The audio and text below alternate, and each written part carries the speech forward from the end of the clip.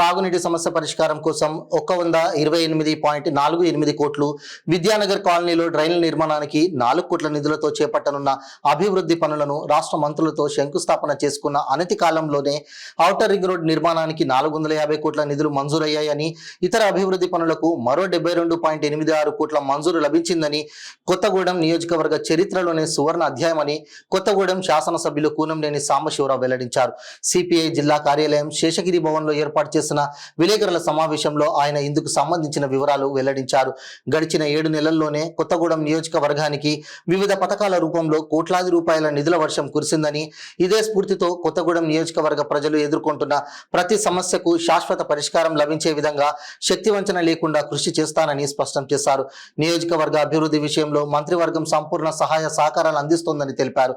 ఈ విలేకరుల సమావేశంలో సిపిఎం జిల్లా కార్యదర్శులు ఎస్కే సాబిర్ పాషా, అన్నవరపు కనకయ్య, కాంగ్రెస్ నాయకులు ఆళ్ల మురళి, కొండా వెంకన్న, టీడీపీ జిల్లా నాయకులు Nallamala Venu, Sharath, DCCB chairman Kothwala Srinivas, CPI జిల్లా నాయకులు చంద్రగిరి శ్రీనివాసరావు, సలిగంటి శ్రీనివాస్, వాసిరెడ్డి మురళి, వి పూర్ణచంద్రరావు, కంచర్ల జమలయ్య, భూక్యా శ్రీనివాస్, జక్కుల రాములు, నూనావత్ గోవిందు, యూసుఫ్, నేరల్ల రమేష్ తదితరులు పాల్గొన్నారు.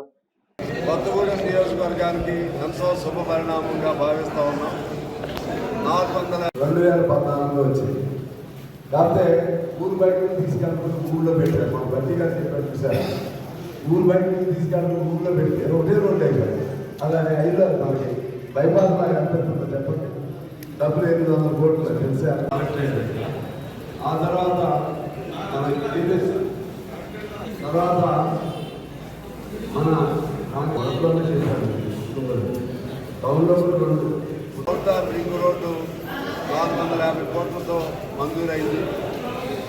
ఈ మంజూరీకి సంబంధించి నేను ఈ నియోజకవర్గ శాసనసభ్యుడిగా రాష్ట్ర ముఖ్యమంత్రి రేవంత్ రెడ్డి గారికి, ఉప ముఖ్యమంత్రి భట్టి గారికి, రోడ్ల శాఖ మంత్రి కోమటిరెడ్డి వెంకటరెడ్డి గారికి, సీనియర్ మంత్రి తుమ్మల గారికి, అలాగే పొంగిరెడ్డి శ్రీనివాస్ రెడ్డి గారికి, వాళ్ళందరికీ నేను కృతజ్ఞతలు తెలియజేస్తాను. అలాగే మన అధికారులు, దీనికి సంబంధించినటువంటి 5 నెలల నుంచి మేము చేసిన ప్రయత్నాలతో అధికారులు 5 నెలల క్రితమే ఇవన్నీ తయారు చేశారు. మన రిజల్ట్ వచ్చిన వారం 10 రోజులు వారికి కూడా నేను కృతజ్ఞతలు తెలియజేస్తున్నాను.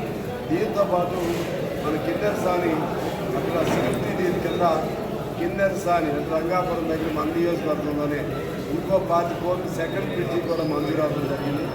అలాగే 2.5 కోట్లతో కలెక్టరేట్ ఆఫీస్ ముందు ఫుట్ఓవర్ బ్రిడ్జి కూడా మంజూరు అవ్వడం జరిగింది.